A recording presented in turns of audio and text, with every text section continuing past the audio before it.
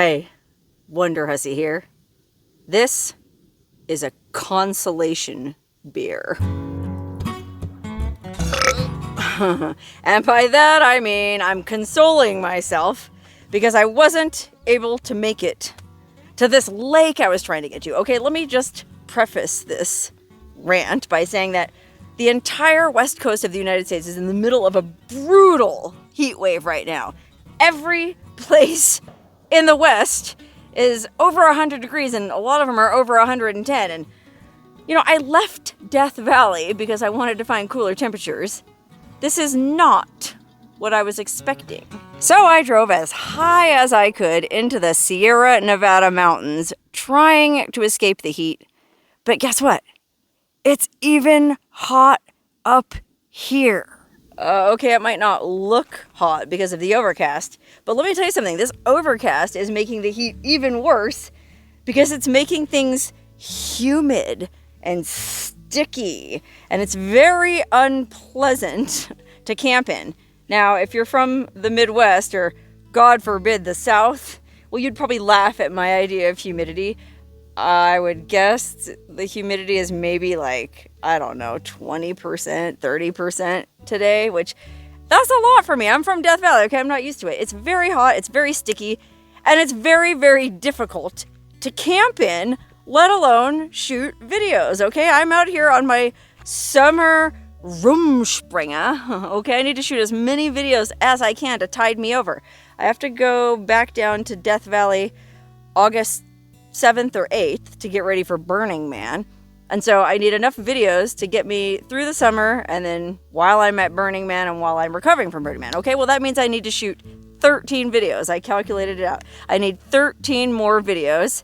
I have, let's see, I'm shooting this on July 13th. So that means I have 18 plus, like 25 days to shoot 13 videos. Okay, that should be doable if it wasn't so dang blasted hot everywhere. But, you know, when it's 110, 113 degrees, you can't really shoot videos because, well, I can't anyway because my phone shuts off. That's right, I shoot all my videos with a cell phone. I'm very low tech. But the phone itself starts to overheat and locks up and you have to go in the car and hold it in front of the air conditioning vent. And it's just really hard to do. So anyway, I came up here into the mountains thinking I would escape the heat, but it's like 88 up here even. I think it was in the upper 80s today. And with the humidity, it felt even hotter. So I thought, okay, I'll drive up to this lake.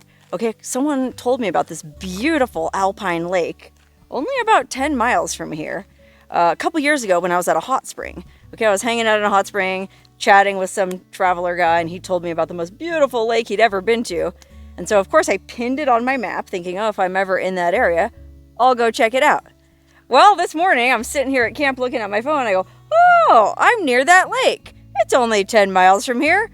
Oh, what could be nicer on a hot day like today than to blow up my floaty, crack open a ranch water, and go for a skinny dip in a Sierra snowmelt alpine lake. Well, unfortunately, the road to get to that lake was one of the roughest roads I've ever driven on. And I've driven on some pretty gnarly roads if you've been watching my channel for any length of time. And I do have good tires, and I do have a very capable Toyota 4Runner. But even with all of that, man, I think I went about 3-4 miles, and it was so bad that I had to tap out and turn around. And I hate giving up, especially on a hot day when there's a cold lake. But, you know, I'm by myself. There's no cell signal. It was a really bad road, so I thought, all right, let me just abort mission, turn around, and, well, I'm back here at the same place I camped last night, drinking a Consolation beer. As a matter of fact, if you're disappointed about anything, and you want to join me in drinking a Consolation beer, go ahead, go get one. I'll wait for you. Okay, ready? Cheers. Here's to being in a holding pattern. Okay, that's sort of what I feel like I'm in. You know, like when you're on an airplane on approach to an airport and the runway is backed up and so the airplane has to kind of circle before it can land. They call that a holding pattern. Well, I feel like I'm in a holding pattern because I don't know where to go next. And as a matter of fact, I've kind of been in a holding pattern all summer. You know, I think I mentioned this in a vlog I made a couple months ago. My mom is trying to sell her house and move, and so I committed to helping her with that. My sister and I both committed to helping her with that. And so, well, that's sort of been our priority this summer, and so we have to kind of base everything else around that. And so I spent the first 2-3 weeks up at my mom's house helping her get her house ready to stage for the real estate photos so they could take pictures of it and list it for sale. And, you know, there was some minor repair work that needed to be done. And so my sister and I spent a couple weeks up there, you know, just getting all that done. But just the other day, we finally finished everything and had the photos taken, and they came out great. My mom's place, if you remember from that one brief glimpse I gave you in a video years ago, it's very charming and it shows really well, especially this time of year. So I don't think she's going to have a problem, well, selling it, hopefully. But anyway, all that got done the other day, and so now I was like, okay, well, I'm not needed there anymore. There's nothing more I can do until somebody makes an offer. And so, okay, I guess I'm free to move about the country. But it's so freaking hot everywhere in the country. I don't know where to go. You know, originally my plan was, oh, I'll go up to Idaho. You know, Idaho has an amazing amount of hot springs and beautiful mountains, and well, you'd think it'd be nice and cool up there. So that was my initial plan. But then, well, what do they say about the best laid plans of mice, men, and hussies? Well, there was sort of an emergency back home on the home front. Okay, I got a call from Carlo at Villa Anita. Okay, you know my friends Carlo and Jack that run that super artsy Airbnb out in Death Valley? And you might remember how they took in a pregnant stray dog.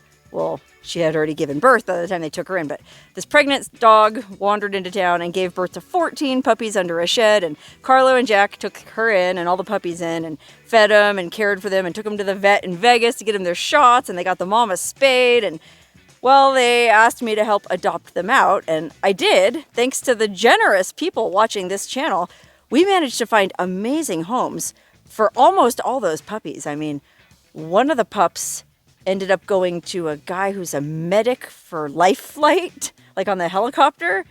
And then another one of the pups ended up not far from here in Lake Tahoe. I think they changed the dog's name to Yeti because he's going to be a little snow dog. And then another one of the pups ended up going all the way up to Gerlach, Nevada, to a couple of the original Burning Man founders. That's right, these pups have been going all over the country to some very interesting and glamorous destinations. But unfortunately, out of 14, there's still one left. This poor little female that they're calling Frankie. And oh my God, she is such a little beauty, but for whatever reason, nobody picked her. I feel a special kinship to little Frankie because, I don't know, did you guys ever have to play dodgeball or volleyball or something in PE class in high school? And, you know, you had to pick teams. So 2 people would be the team captains and they would pick who they wanted on their teams. Out of everybody in the class, I go, oh, I want Chris. And then the next guy I go, I want Jeremy. Kind of like the NFL draft. And they would go back and forth until inevitably there would always be one loser left that nobody wanted on their team. And most of the time, I hate to say it, but I was that loser. And so that's why I feel a special kinship, fondness, sadness for little Frankie. Like, out of all the 14 puppies, she's the only one left. And oh my God, she's absolutely gorgeous. In fact, Carlo and Jack said she's the one who reminded them the most of the mama dog. And that mama dog had an amazing personality. Not only was she sweet as pie, but she was tough, man. She crawled under a shed and gave birth to 14 puppies. And remember, she only had 10 nipples. So anyway, just as I was leaving my mom's house to set off on my grand adventure to Idaho, I got a phone call from Carlo asking me if I could help out with Frankie. Okay, I guess they had a potential home for Frankie, but it was on the other end of the country in Pennsylvania. These people were maybe interested in Frankie, and if so, then they would need somebody to drive her halfway across the country. Okay, they were willing to come halfway. They just needed somebody to bring her the other half. And so I thought, well, Carlo asked me if I would do it.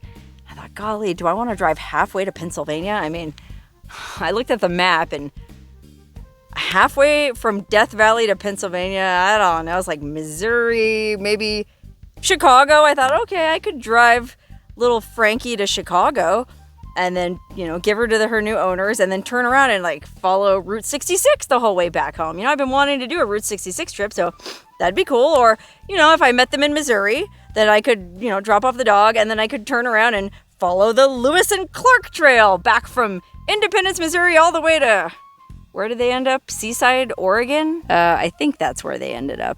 Anyway, even though I didn't necessarily want to drive halfway across the country just to deliver a dog, I sort of felt like it was my duty because, you know, I agreed to help them find homes for all these puppies, and I'm a woman of my word, and, you know, whatever. I have air conditioning, even if it's going to be hot driving all the way to Missouri, which I think the heat wave is extending all the way across the U.S., so, it would have been fine. I would have been in the air conditioning in the car. They said they would pay for my hotel, so that would be air conditioned. And it would have been kind of interesting to travel for 1 week with a dog, okay? You know how every friggin' van life YouTuber, they all travel around with at least one dog, if not 2, 3, 4, plus 5 cats, you know?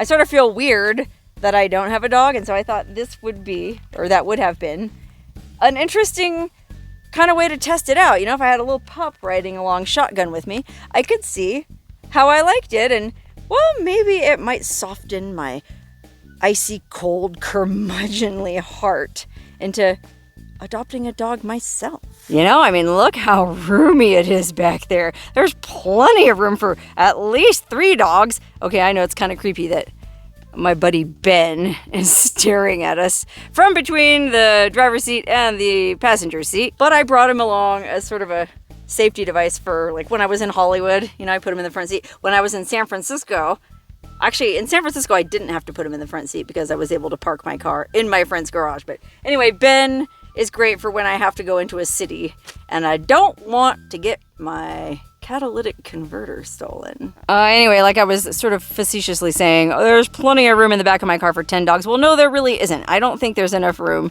in the back of my car for more than me. But of course I would have done it anyway, and it would have been an interesting experiment. Well, as luck would have it, the deal fell through. I don't think the people ended up wanting to adopt little Frankie after all, and so, well, I'm saved from having to drive halfway across the country, but that means poor little Frankie is not saved. That means poor little Frankie still needs a home. So if there's anybody watching this video that's been thinking about adopting a dog and that can provide a good home, and let me tell you something, Carlo and Jack are very strict about who they adopt these dogs out to. They've turned down a few people, which I'm like, you know, do we want to get rid of these dogs or what? But no, I mean, to their credit, they really care about these dogs and they want to make sure they go to good homes. So if you have a good home and you really think you can be a good father or mother to little Frankie, please call Carlo and Jack at Villa Nita. I'll put all their contact information in the description to this video. And let's see if we can't find a home for little Frankie. So, because I don't have to drive halfway to Pennsylvania, that means I'm free to roam wherever I want around this beautiful country if I can think of someplace that isn't 157,000 degrees out. And that's the problem. I just looked at the weather forecast and, oh my God, Boise, Idaho is supposed to be like 110 or something next week, and it just doesn't seem like a good idea to drive up there. I wanted to drive up to Oregon and check some stuff out there, but golly, Medford, Oregon is like 105, and I can afford to stay in motels most of the time, but I don't like staying in motels. I like to camp and be out in nature. What's the fun of going and staying in a bunch of depressing motels? And I've been lucky the last few weeks. I was staying at my mom's where it was relatively cool, and I took a little break and went up to Lake Tahoe and stayed with my friend Dennis at that nude beach. So I could go back to the nude beach, but I already shot a video there. And yeah, for that matter, I could go back and stay with my friend in San Francisco where it's really nice and comfortable, but I already made a video there too. Which, speaking of San Francisco, that reminds me, when I was in San Francisco, I didn't include this in my video, but I went to the world famous City Lights bookshop in North Beach. Okay, North Beach was the part of San Francisco where all the beatniks hung out, like Jack Kerouac and Allen Ginsberg. I feel like, wasn't Allen Ginsberg the guy who started this bookshop? Or maybe he just used to do poetry readings there. Anyway, this is an iconic beatnik bookshop. And I went in there with my friend because, well, there happened to be a magazine that I wanted to pick up, and this magazine isn't available at just any bookshop. Okay, remember how my friend Meg wrote a profile of me for a magazine? Okay, this is a few months ago, but my adorable friend Meg was following me around on one of my adventures because she was writing a profile of me for a magazine. It turned out to be this magazine called Alta that they only sell at certain bookstores. And fortunately for me, City Lights in San Francisco was one of them. So I thought, oh, well, since I'm here anyway, let me go in and buy a copy of this magazine, $15, just so I have one for my records, you know? I don't know, is it stuck up to want to buy a copy of a magazine that you're in? But there's a really cool article about me in here. And no, it's not this one, which you would think. Somebody floating in a hot tub naked, that would be about me. No, it's just before that. Here, look. Wonderhussy to the rescue. There's me soaking in the old mud hole right down the street from my house. I don't know that I'm the biggest fan of that photo. I don't know why he had me look so serious. But hey, this photographer has had his work exhibited in the Smithsonian Museum, so what do I know? Anyway, that's not the only photo they included. They also have me here in the busted old washing machine in the old abandoned Quonset hut laundromat down the block from my house. And then he took a picture of me. I don't know why he wanted to photograph me in my electric vagina costume.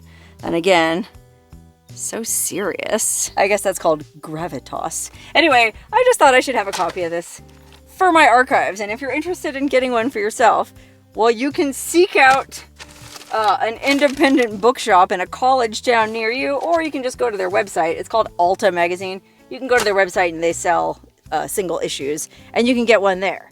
As a matter of fact, I think I'm also going to be live on, I don't know if they have a YouTube channel or what. They do this thing called Alta Live once a week. And so I think on July 31st at 12:30 Pacific Daylight Time, I'm going to be doing a live interview with, I guess, the editor of Alta Magazine. So if you're interested in tuning into that, I'll try to find the link to it and put that in the description to this video too. Anyway, I just thought it was kind of cool that I was able to pick up a copy of a magazine with a profile of me in it at the world famous City Light Books in the beautiful city of San Francisco, which, if you watched the video I made, you know for yourself is just fine and totally awesome. And oh my God, I kind of do feel like I should just go back there. I don't want to wear out my welcome at my friend's house, but it's so freaking hot everywhere. I literally don't know where to go.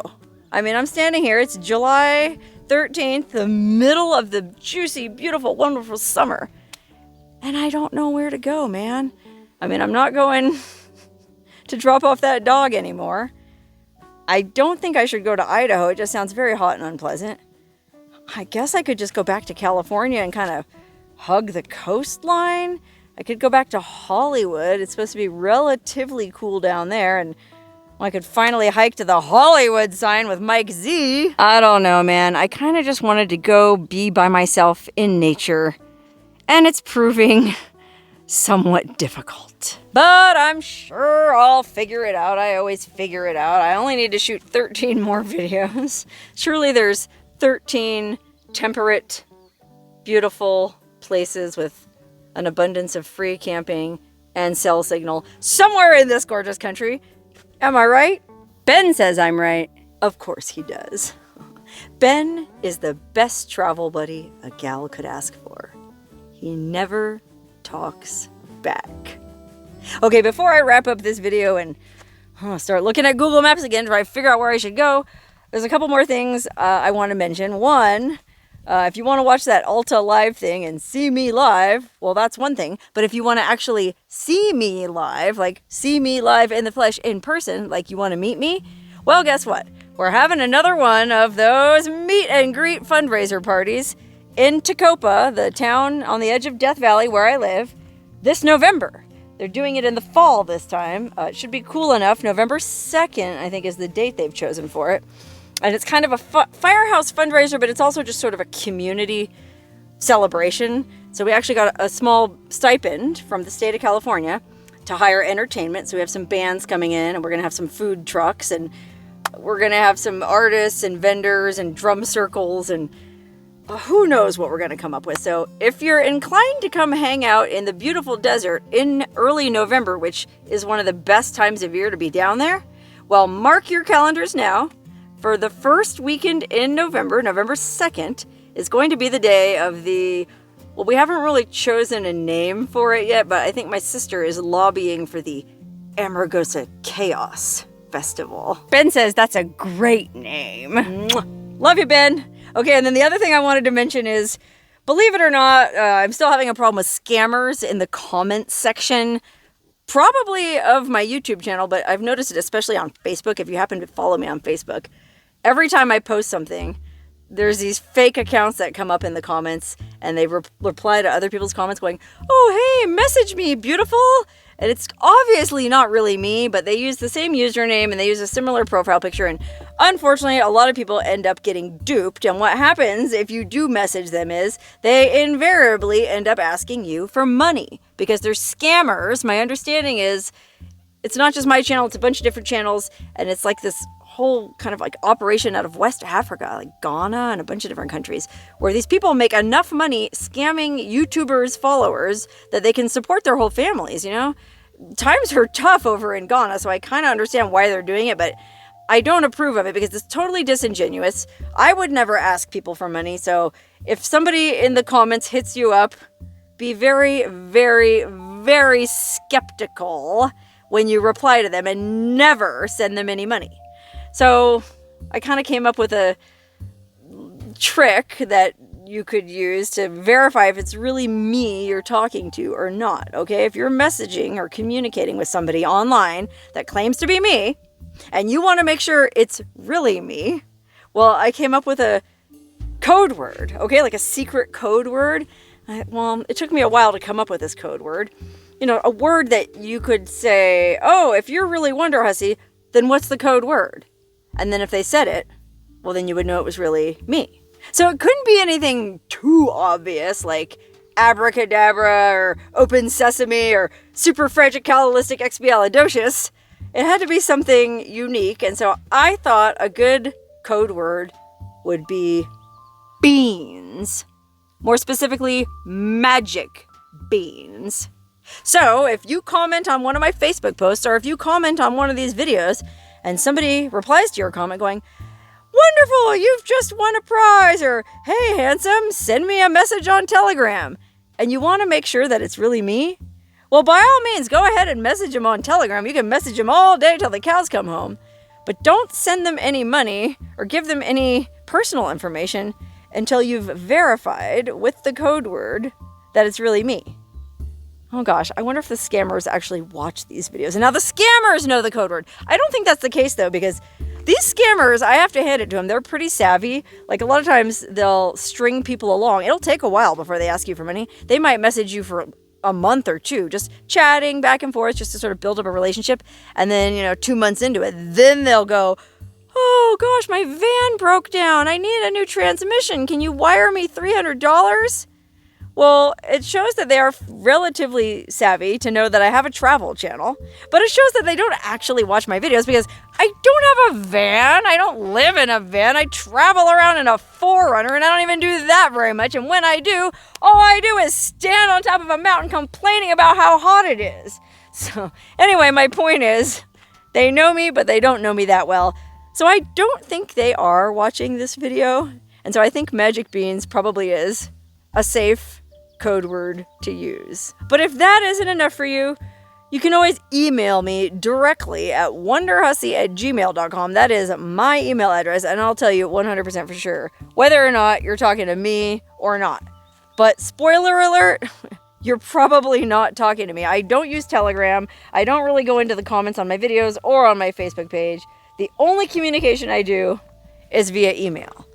And that's, I guess, the last thing I had to say in this sort of rant. Thankfully, I ranted long enough to where the temperature really cooled down. It feels very pleasant now, which is good news because that means I can finally get in my car and get back to editing the video I was working on. And hopefully when I wake up tomorrow morning, it'll be a little bit cooler and I'll finally figure out where I should go next.